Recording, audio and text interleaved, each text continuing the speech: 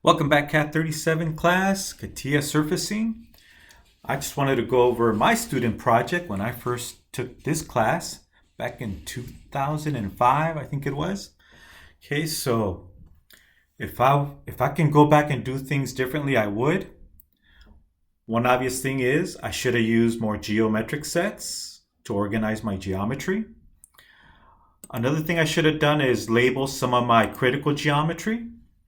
So for example, like maybe this area here, should have labeled it like speaker housing, for example. Surface for the top, this lid pops open, okay, for a CD, for a compact disc. Okay, so if I could go back to 2005, I would be more organized, more geo sets, and naming some of my geometry.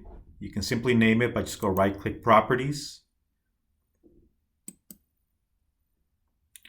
And you can give your geoset or your feature, in this case multi-section surface. I can call it a speaker housing, for example. Okay, so it's good to label your geometry because you're going to go back and make changes. Also give it some color. Okay, so anything that has anything that's critical as far as geometry, I'll type in the numbers with capital letters or overextend the name so it stands out, or give it some crazy color so I can always go back and look for it in the background if I have to in the no-show layer. All right, so now if I was actually working for a company, for Sony, so in this case this is a Sony radio, an outdoors radio meant for boating. It can handle a little bit of water to take it out to the beach, for example, or to a pool where, a few sprinkles is not a big deal. So the reason I chose this project is because, as my student project, is because I had the actual Sony radio to be used outdoors. And because it had a lot of compound surfaces, right? It's not a simple part to model. It has a lot of curvature to it, and it also changes direction. Okay, so just to show you some pictures that I actually took of my radio or that I found on the internet. Okay, so these are just some of the pictures I either took or found on the internet. This is actually my picture of my CATIA project. So there's a lot of detail that's missing on my radio, right? On the actual CATIA modeling. The instructions were just to get the basic shape of in this case, radio, and not to worry about the details because that would take a lot of time. Okay, so just to give you an idea of the shape, notice there's hardly anything that's rectangular or cylindrical. It has a lot of shape to it in all directions.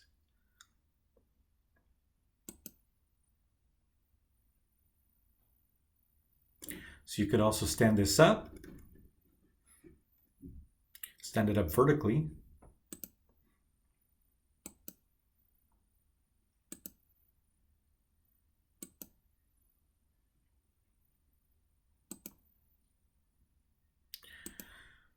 All right, I think I got all the pictures. Oh, some pictures I found online. So I was actually carrying this radio to the computer lab back in 2005, carrying it around with a ruler so I can take measurements off of it. And again, we're not worried about measurements. We're just the whole purpose of the student project is to apply some of the commands you've learned and not worry about the exact measurements. All right, so if I was to work for Sony and I was asked to model this on my own from scratch, from maybe somebody sketched up an idea and I had to model this from scratch, every single detail, and this is just the surfaces, not the thickness of the parts, like the hinges inside or the plastic inside or the actual speakers. Just model the surfaces and only the surfaces. Then you hand it to a designer and also manufacturing so they can model the final parts, the plastic pieces or the speakers based off of your surfaces. So if I was given this task, I imagine it would have taken somebody about maybe 3 months if it's just one person. So this would probably take hundreds and hundreds of hours, maybe not quite 1,000, but hundreds of hours to do all the surfacing for this part. Okay, so for our student project, we only had maybe 2 Saturdays, right? Or 1 Saturday. I think I spent around 15, maybe 16 hours total. Okay, so again, it's not complete, but hopefully later on, years after or months after you're done with this class, you can go back to your student project and make some improvements on it. I've always wanted to go back and make changes to mine, but never had the time.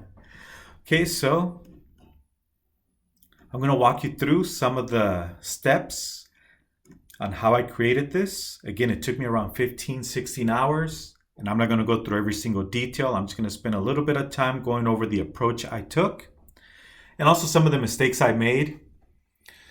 All right, so I'm going to go ahead and hide all the geometry. So I can right click, go all the way down to the closed eyelid, right? Here it is. Hide all the components inside, right? And it's actually in the background, right? We can always go back. There's the background, there's my geometry. Okay, let me show my first geo set. Again, I should have done a better job in organizing. And that was actually one of the critiques I did receive from the instructor when I turned in my student project years ago. Need to be more organized. And again, avoid putting your geometry in a part body. You are going to regret it. Let's put it that way. You're going to regret it if you don't put it in a geometric set. So you can always insert a bunch of geometric sets and geometric sets inside of other sets. Again, it's just like a binder. All right, so let me go ahead and hide this geometry. Look for the closed eyelid, hide components, and it'll hide everything inside that geo set. Okay, so I'm going to go directly to some of the most important surfaces. So let's go to this one. Okay, so this is where the speaker goes, right? So the right speaker. So I generated this using multi-section loft. A lot of the old timers refer to it as lofting. Okay, so I just simply created some circles out in space. So put a point in space, drew a circle. Maybe more than one circle. Yeah, there it is. So I use 3 circles for my multi-section loft. If you're using a limited license, the multi-section only allows you to pick up to 2, I believe. Okay. If you have the full generative shape design license, you can add as many as you need. All right. Another thing I forgot to mention is at the time when I took this class as a student, we were not covering freestyle. Okay. So freestyle is used a lot in automotive and even in toy making, like for example, Mattel, like Hot Wheels and making Barbie dolls, they use software like Alias or something similar to Freestyle to shape the product. Okay, so at this time we were not covering, as a student, Freestyle was not covered. It's just recently in the last few years, maybe 2-3 years, that we started covering Freestyle mainly because of automotive. All right, so let's take a look at some of the other geometry. Okay, here's the top, right? So let me go back to one of the earlier pictures. So this is the lid. If you push on this lid, it opens, so you can insert the compact disc. And it has MP3 capability. Yeah, back in the days, this was the technology, right? Now it's old technology. All right, so let's go back. So I'm focusing in this area. Okay, so this is where the lid goes. Obviously, I'm going to use a lot more surface than what I need. And this is a little bit too bright, so let me tone down the lighting. I'll go to View, Lighting. And let me tone it down a bit. Okay. Okay, so if I can go back, I would actually use some color for the housing of the speaker. I'm going to right click properties and just give it a different color. And don't be shy when it comes to adding colors. I prefer soft colors. It's just easier on the eye.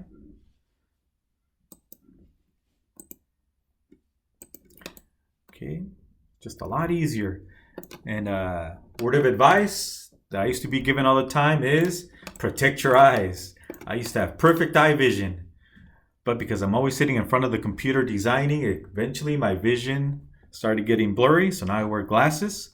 So protect your vision, because if you're sitting in front of a monitor all day, you should have some type of screen or some type of filter on your screen, or use glasses with filters, so that way it doesn't damage your eyes. All right, so, or make your eyes go blurry like me. All right, so there it is. There's the top, and I use the sphere command. Now, even though we don't cover it in this class, it's in there. So I have a center point, and I created my sphere around that center point. And you can always go for the complete sphere if you want. It's gonna go red because it's like, hey, there's children and parents attached to it, right? So there's the full sphere. I didn't need a full sphere. Okay, let me cancel out of it because I don't want to mess up anything that depends on this partial sphere. I can always double click also and pull on the green arrows if I want to increase the size of the extension of my sphere. So it's trying to update, which is giving me problems, right? But I can just pull on the green arrows to extend it. I'm just going to go ahead and cancel. So I was getting error messages. Hey, if you make this a bit larger, some of the geometry that depends on it, some of the children or grandchildren are not going to be able to update. I'm just going to go ahead and cancel out of it. All right, and let's give it a little bit of color.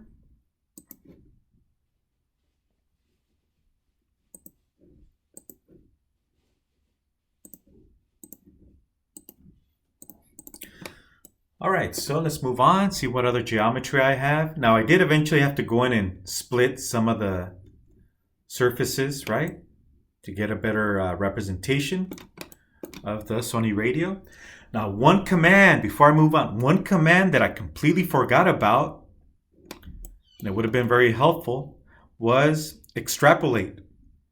Okay, so here is extrapolate. If you don't see the command, again, first make sure you are in generative shape design. If there's a command you want to use and you don't see it, for example, the sphere command, you can always go to insert, the long way, go to the drop down. Here's the wireframe and planes toolbars. We have the surfaces, right? They're sphere. So if you go to extrude, oh, sorry, misclicked. Go to the drop down. There's sphere, cylinder, revolve, or revolute.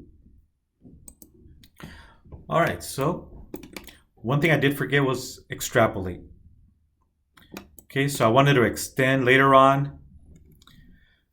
As I was creating my geometry, my surface was too short. I had to extend it.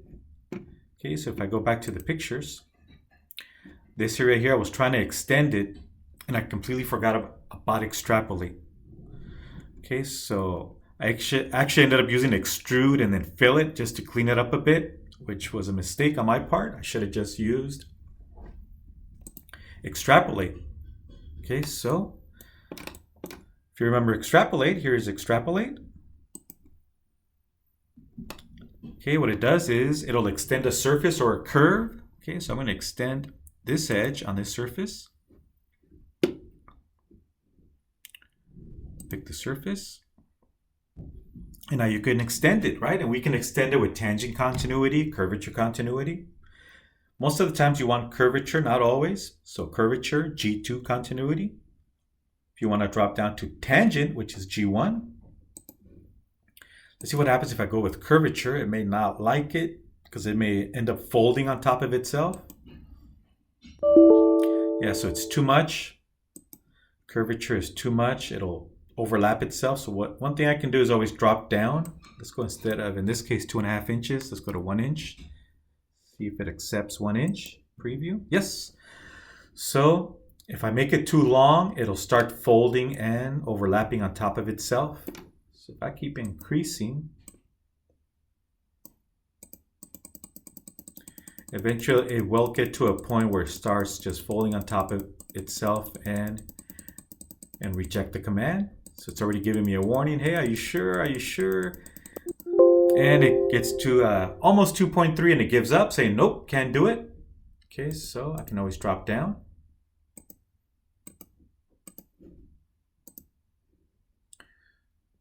Okay, so I could have extended the speaker housing area surface, extend it, and then chop off the portion I don't want.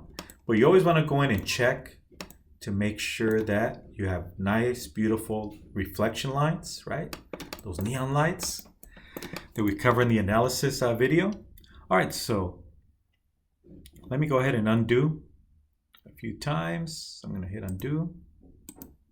Okay, go back to the original. Now, eventually I do, once again, chop off at an angle at this area here to better represent the housing of the speaker. So I do eventually end up cutting this at an angle with the plane and extending the rear. All right, so let's move on and see what else. I'm not going to spend a lot of time on this. At least I'm trying not to spend a lot of time on this. Again, it took me about 15, 16 hours to create this Sony radio. Okay, let's take a look at other stuff in here. Let's see. Sweep. Okay, sweep is, I gotta say, sweep is probably my favorite command in surfacing and generative shape design. So let's go ahead and show it. Okay, so I have a sweep here for the lip of the speaker. So I'm not showing here that I eventually removed part of this portion at an angle with the plane.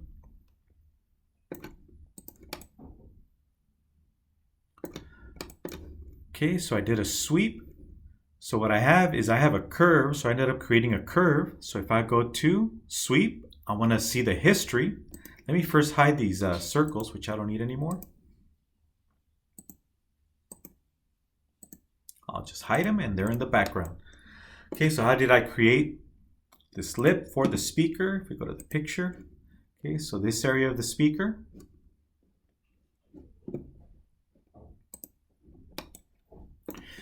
And by the way, think of, as I learned it back in the day, think of all these commands: sweep, multi-section loft, fill, etc., blend. Think of them as a tool in your toolbox. Hey, maybe this tool doesn't work right for this part of the project, but you know what? Let me try this other tool. So if something doesn't work, if sweep doesn't work, then I'll try maybe revolute. I'll try something else. Okay, so be aware that if this doesn't work with the command you're trying to use, for example, sweep, try something else. All right, so if I wanted to see the history of sweep 1, I can right click, go to parents and children, and I'll have this window pop up showing me the family tree. That's only going to show you the generation after and the generation before the sweep. So I can zoom in and out in this window. Okay, so sweep 1, here's the children of sweep 1, and here are the parents. Okay, I can always show them.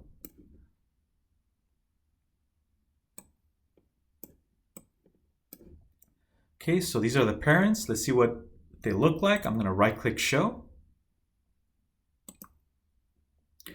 And so I used a center curve, or think of it as the axis of this lip. And let's see, I think I used a circle or an arc. So there it is. So I actually used the sweep command, a circular sweep, using parallel 1 as my guide curve, and using my split 2 to define my radius, which is the distance from the first curve to the second curve. Okay, so I can always go to sweep. Let's see what exactly did I use in sweep. I can cancel here and double click on sweep. I'm pretty sure I used the circular. Yep, I used sweep with the circular option. Okay, so when you use the circle option, you actually create a circular shape without actually drawing a circle or an arc, right? Remember we talked about explicit versus implicit The first one, you actually provide an explicit profile. It can be a shape of a circle, a square, any profile you want. Or you can use the implicit options where, hey, we're doing a linear sweep without actually having to use a line. Or create a circular sweep without actually using a circle or an arc. And then the conic, but actually using a parabola, hyperbola, circle, ellipse, right? By the way, if you don't see this option at work, the conic option, then you have the cheaper license, right? If you want to have access to the conic option, you need to pay the extra money for that license. All right, so I'm going to go ahead and close this. Okay, so if we go back to the parents of sweep 1, I'm going to right-click properties. My mistake, right-click parents/children.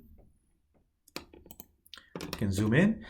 Okay, so it's only showing you the generation after and the generation before the sweep, but you can always double click. If I wanted to see the parents of parallel 1, I can always double click on it. So here are the parents of parallel 1 and so on. So it starts showing you more of the family tree.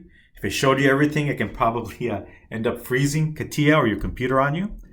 Okay, so you can always show the parents and children, let's say fill 1. I can always double click on fill 1 and see its history.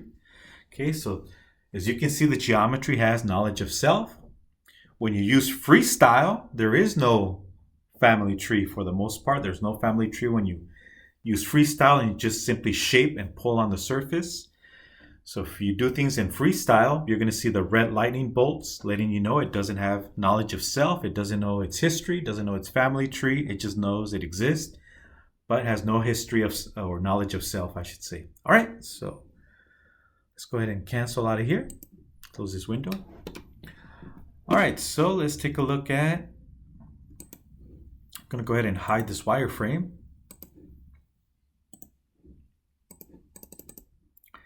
Okay, so we have a sphere. Let's see what the sphere is for. Again, I should have labeled. Oh, so that's the center of the speaker, right? So eventually, I think I ended up splitting it and only keeping the front piece, right? So this is the center of the speaker. Okay, let's go on to the next one. We have a fill number 1. Okay, and there's the other part of the speaker. And this time I did give it some color orange, right? So it can look more like the actual pictures of the speaker. Okay, let's take a look at, so I'm just randomly picking items here more on the surfacing side and not the wireframe. See, sweep 2. Okay, this is a good one here. So we need to create the bottom. So I'm focusing on just creating the right side and just mirror over to the other side. So I'm just focusing on creating one side of the radio, and then I'll use mirror towards the end or along the way to create the opposite side. Okay, so now I'm focusing on the bottom of the radio, and it also has a lot of curvature. So if we go back to the pictures, oh, there it is. You can see there's a lot of curvature here at the bottom. Okay, so then I was focusing on this area. Now you may ask, well, why do you need all this surface? It's better to have more surface, right? Then falling short, because then you're going to have to go in and extend it if you need more surface to work with. So a good example is if your parents send you to Home Depot or Lowe's to go buy a 2x4. Hey, we need a 2x4 because part of the patio here is weak and we need to stiffen it up with some type of 2x4 column. So if they send you out to buy a 2x4 and you can't remember if it was 4 feet in length or 6 feet in length, so wait a minute, do I need 6 feet or 4 feet of this 2x4 piece of wood, right? So what do? Do you buy the 6 foot length or the 4 foot? So what you do is you buy more than what you need, right? You buy the 6 foot. If it's too long, you can always saw it off, right? So same idea. It's better to have more surface than what you need because you can always come back and trim it off. Okay, so how did I create this? Again, I used a sweep. Obviously, it's a circular sweep. And let's look at its parents and children. Well, this is way too big. Let me reduce the size of this window.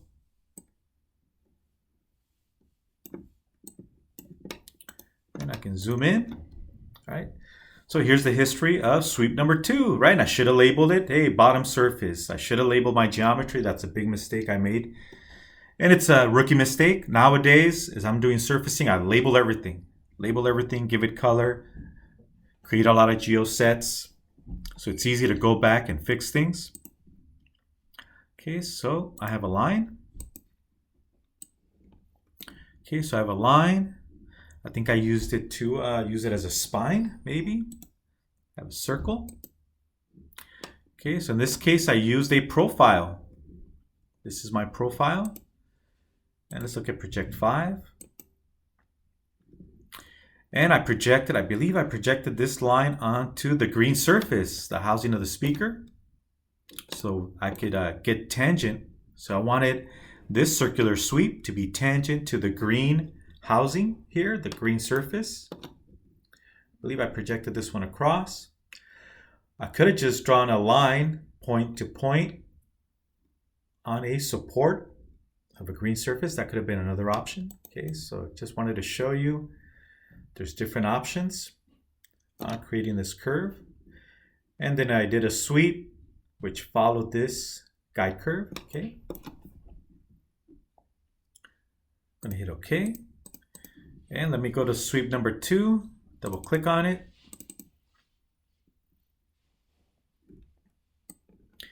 Yeah, so instead of using the circular option, implicit, I decided to go with explicit, meaning I chose my profile. I chose this circle. Right, and as a guide curve, yeah, my guide curve was this line that I projected over. All right, so it created a sweep. And you can see it's tangent to the green circular surface because of the guide curve. All right, so let me cancel out of this. Okay, let's go on to the next one.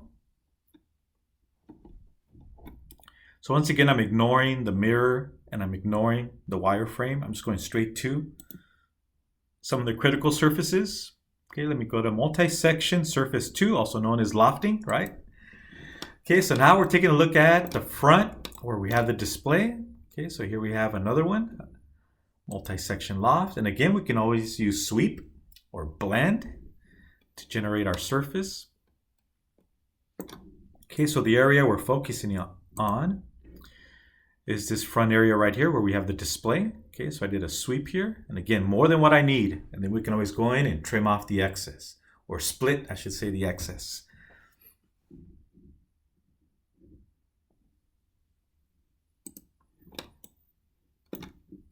Okay, so here's the area for the display, the front portion. And also where you're gonna need some room to stick your hand to grab the handle. Right, you need to be able to stick your hand in here to grab this handle to carry that around. You can see it here. So this is the sweep I'm creating.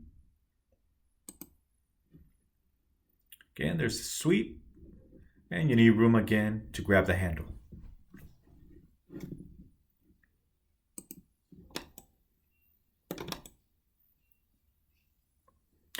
All right, so that's that sweep. Let's go ahead and take a look at what comes up next. Okay, so we have a fillet now. Okay, so fillet. So when you use shape fillet, you're filleting between two surfaces and it'll generate a fillet between them. And typically you pick the trim option where it trims off the excess and only keeps the portions you want. Let's take a look at fillet number 1. And it's somewhere back here. There it is. Okay, it's hard to see, but it's in the back over here. So we have a fillet behind this surface and behind this surface. So eventually I ended up having to trim this maybe down the middle, line of symmetry. Maybe trimming off this down the middle and then doing a fillet to combine the cylindrical surface and also this surface up here, and did a fillet. So let's go ahead and hide. I'm going to hide this portion and hide this portion. And there it is. As you can see, I did a fillet between the two surfaces I just hid. Go ahead and turn off some of this wireframe.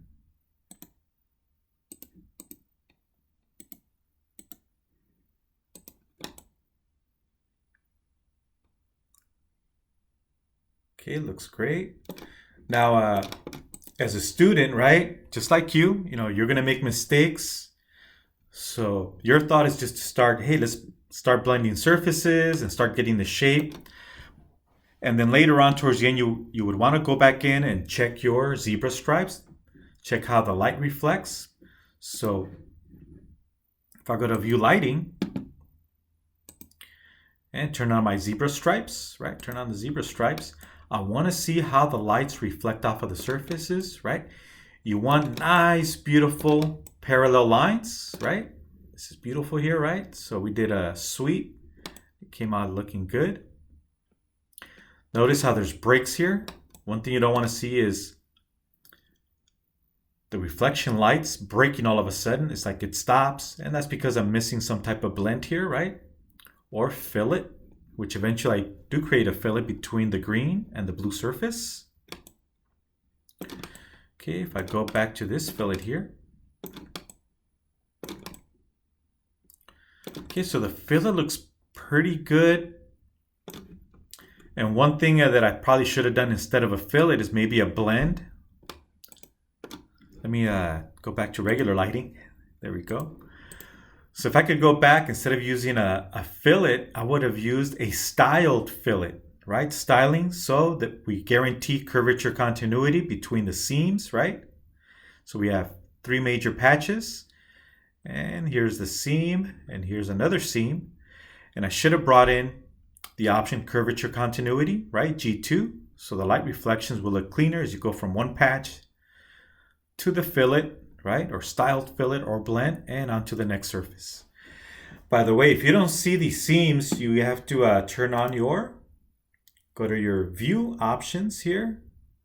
See, here's just surfaces, right?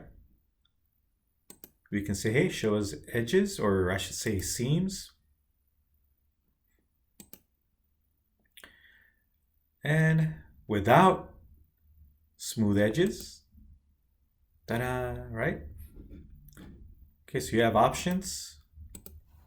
But you definitely want to check the areas where you jump from one seam to another, or one surface to another surface. Check the seam areas. Make sure the light reflection is clean as you go from one patch to another. All right, so you can see it's already shaping. Okay, let's go on to the next one. Okay, and somewhere in here I have a join. Let's see what we joined here. Maybe it could be curves. It could be, again, wireframe or surfaces. Okay, we have the opposite side. So I think I did symmetry from right to left, and then I joined it all. Okay, let me tell you a bad area. I think bad area was down here at the bottom. Actually, it doesn't look that bad. Let's turn on our lights, our neon lights view, lighting, neon lights. So yeah, see how the reflection lines break? So that's a bad sign. So again, keep in mind I was only a student back then, right? Learning about curvature continuity, right? So see how it breaks? This reflection line breaks and then it continues on here. So this is a bad sign. That tells me that we don't have curvature continuity nor tangent continuity. So tangent continuity, G1, curvature continuity, G2. So instead I have G0, point continuity. In other words, there's a crease in here between the two surfaces. So if I could go back and do this with the knowledge I have now, I would go back and clean this up, either trim back some of the surface, trim back, and then do a blend between them. Okay, so bad sign here, right? The reflection lines end, break, and then continues on elsewhere. This is not good. Okay, so that was a mistake I made. Let's go back to regular lighting. Okay, let's move on.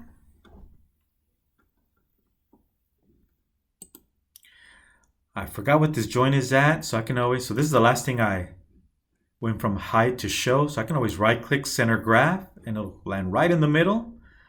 Center graph. So right click center graph and there it is, join number 1. That's the last thing I showed, went from hide to show. And let's move on. Let's see fillet number 3. Oh, fillet number 2. Let's show that one. And I don't know where. Okay, there it is.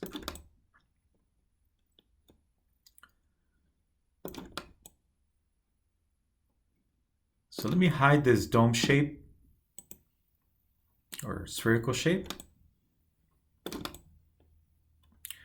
So now I did a fillet between part of that spherical shape onto this one, as you can see. Let me hide this join number 1. I'm just going to right click hide it so we can see that fillet. Okay, so between the spherical shape and this front piece, I did a fillet, as you can see. Again, I should have used a styled fillet. And yeah, back then I had no style. Now I have a little bit of style, right? From working in a studio department for automotive. Okay, so let me right click and hide this piece now. And now you can see it shaping, right? Okay, let's go on to the next fillet, fillet 3. And now you can see I did a fillet between this piece and the speaker housing, right? You can see it shaping, right? Starting to shape itself. Again, I should have used styled fillet or a blend. Going back to the pictures. Okay, so I'm working on this area. And you can see it's not very accurate. Again, if you were to do this from scratch in a real company, in this case Sony, you would probably be given about 3 months to work on this. This is not something you do in 3 hours, in 3 days, in 3 weeks. You should be given months to work on this, or a bunch of weeks, right? It takes time to be able to. And this is just on the surfacing part. That's not even the electronics, the plastic pieces, the solid pieces. This is just surfacing itself. Yeah, it's not exact, as you can see. So I should have smoothed this out a lot better. So I made a mistake here. But again, it's a rookie mistake and didn't have enough time to clean it up. All right, let's go and see what this fill 2 is. Fill 2, right click hide. Okay, so it looks like I did a little fill area here. Okay, so I had a gap here, which I had to fill up. So I used fill in this area. Okay, let's continue on, see what else we have here. Multi-section 3, let's show that one. Okay, now I'm working on the back portion of it. Cool, right? Okay, so now I'm connecting the 2 speakers, right? So I use multi-section loft.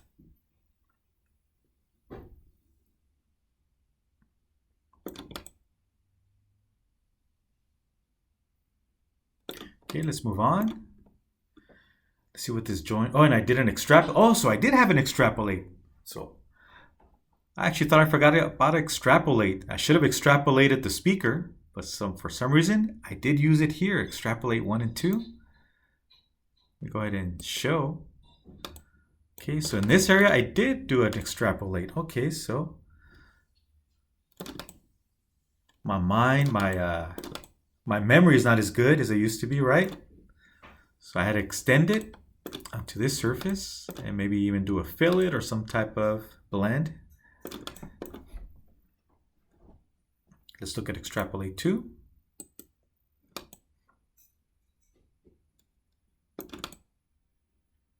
Okay, so I did extrapolate this area here, so you can see. And you can see it's already getting shape. Looks almost aerodynamic.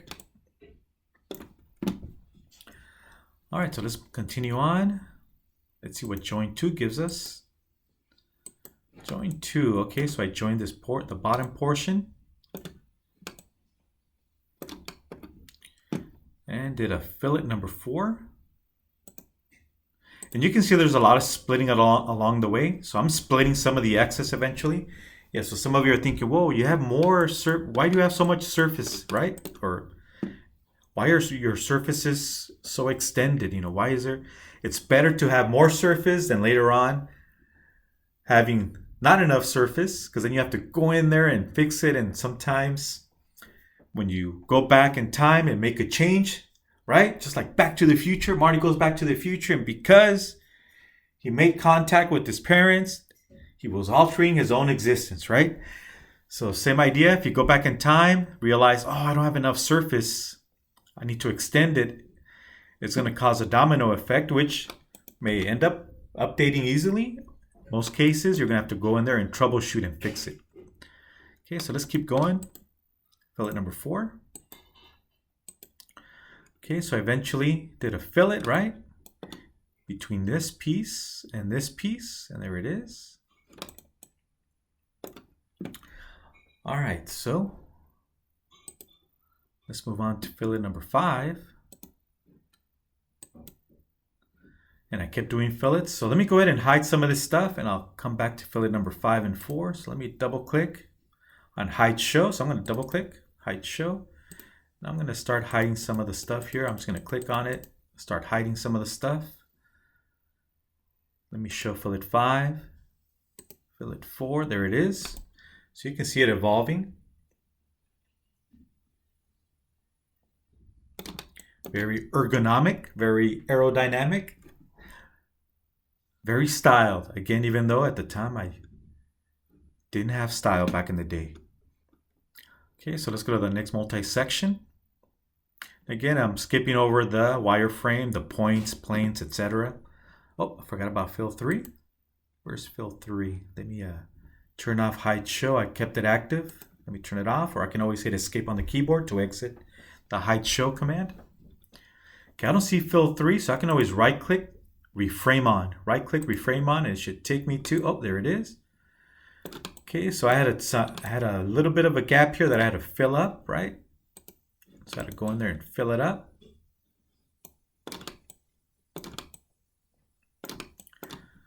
Okay, let's go to multi-section 4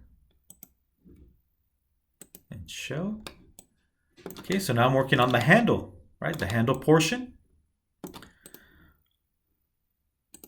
Okay, so now I'm working in this area, this plastic piece for the handle, which also happens to blend with the speakers, right? So I'm working on this area where you see the Sony.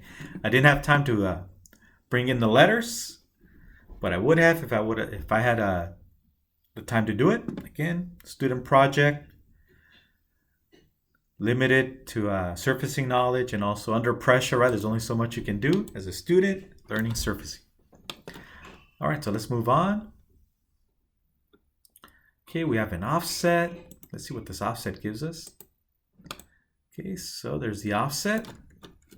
So it looks like I trimmed off some of this using split and then did an offset. So let me hide this surface now. And let me turn on the offset parent, which looks to be split 42. Yep, there it is.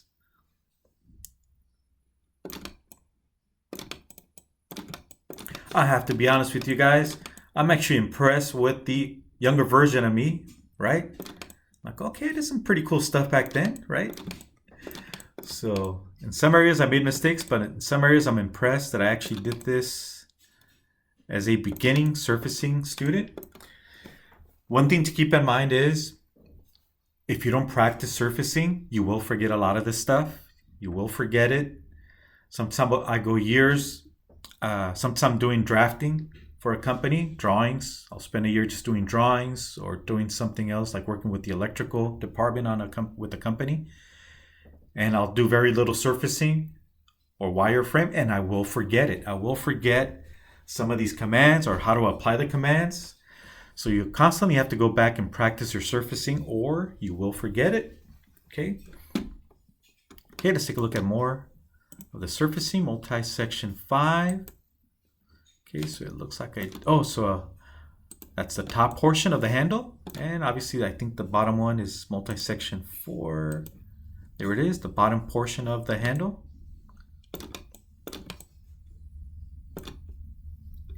And let's continue on. I did an extrude 1. Okay, that created the back. So this is where I made a mistake. So I didn't extrude for the rear portion. Okay, so if you look at the back of the pictures, so that's this portion. I should have used extrapolate. So that was a mistake on my part. Okay, should have used extrapolate and not extrude. And then I believe I did a fillet or something to clean it up.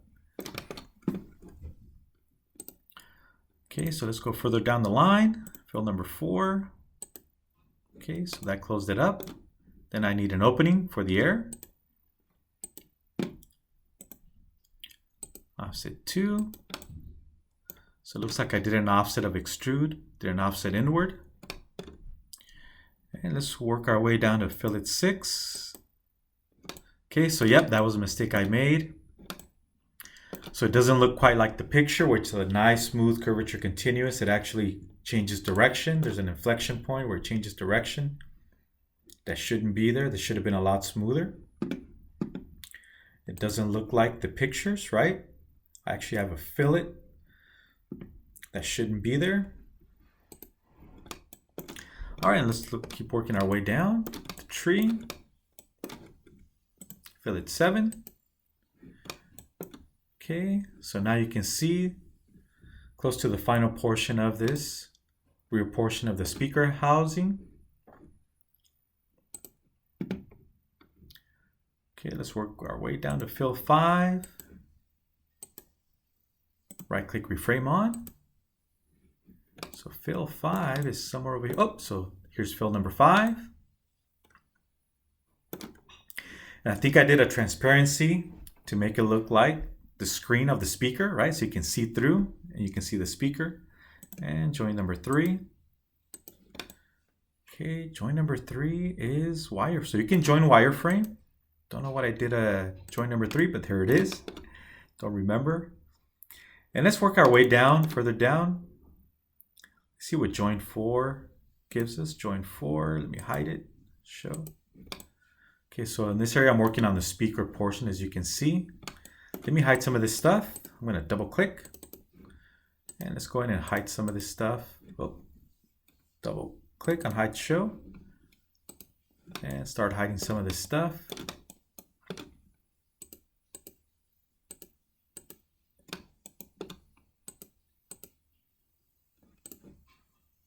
Double click.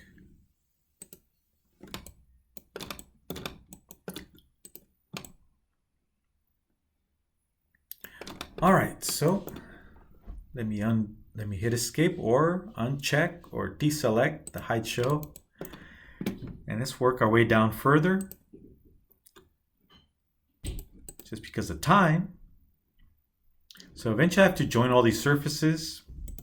Let's see what join 7 gives us. Lower portion. Let's see what the spheres gives us. So spheres, so those are the buttons, right?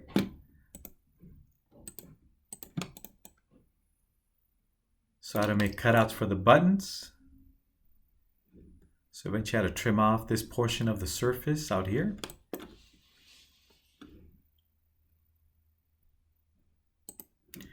So I used spheres to trim off or cut out areas of the surface for the buttons. I just didn't finish it. Okay, and I should have quite a few spheres, as you can see. Let me hit hide show, double click, sphere 5, yep. So these are areas where there was either a button or antenna or join 8. Yep, so those are the areas for the buttons. Yep, there's another button. And use that one to make a cutout on the actual large surface. Fillet 11. Yeah, so I did a fillet. Okay, so there's a fillet in here to make room for the button, the on button. Let's take a look at join 9. Okay, so here I was working on the top portion. So once again, for the lid, you push on it and it'll open up. Okay, sweep 7.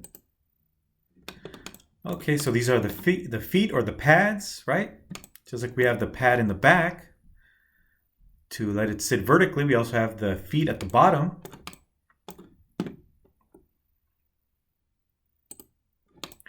Okay, feet at the bottom, the front and the back. Fillet 15, fillet 16. Okay, so let me hide fillet 15. Okay, so you can see it coming together. Field number 8. Don't know where that went. Let me right click on field number 8, see if I can go to it, reframe on. Oh, it's the bottom. Okay, so the feet, we have a fillet down here, right? Between the lower pad and the main surface of the speaker. And field number 9, filled up the bottom areas, right? As you can see, fillet 18, did some more fillets. Okay, so let me hide some of this stuff. I'll just click on it and just hide it.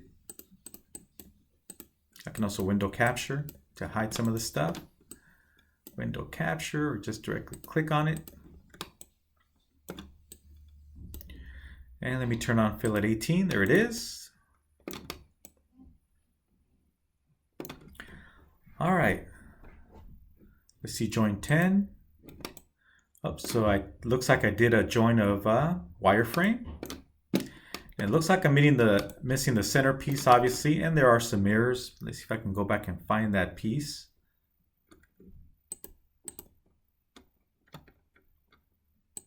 There it is. Ta-da! So this is the opening. Got more fillets. Okay, looks good.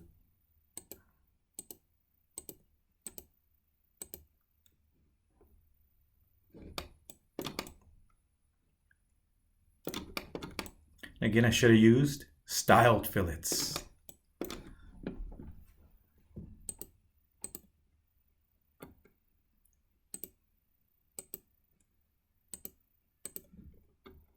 Okay, so again, because I didn't label my geometry correctly, it's hard to go back and find all the pieces. But I think you guys got the idea of how to create or how to use surfacing, whether it's using generative shape design or freestyle.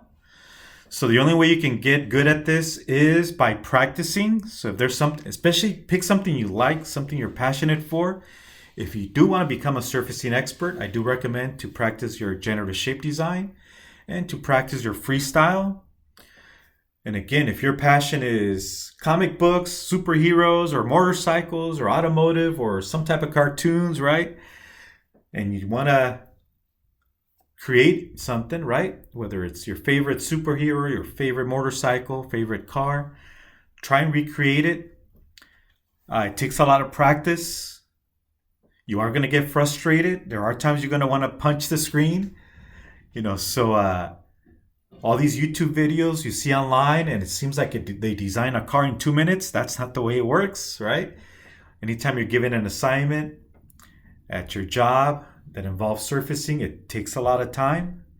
Okay, so simple example, when I'm working on a center console, like the overhead center console on a vehicle, on a SUV, for example, I'll be given months to work on it just to do the surfacing. Okay, so same thing if you're working on the hood of a car or a fender of a car, you should be given weeks and sometimes even months just to work on it. So when you're in a department, a studio department, there's going to be a bunch of surfacing designers using Alias, using CATIA, generative shape design or freestyle. So the department I worked for interiors, I think there was about at least a dozen of us. Maybe the whole studio department had about 20, maybe more surfacing designers. Okay, so keep in mind that this is not easy. You are going to get frustrated, but in the process, you're going to learn a lot. All right, so I hope this video was helpful and see you in the next one.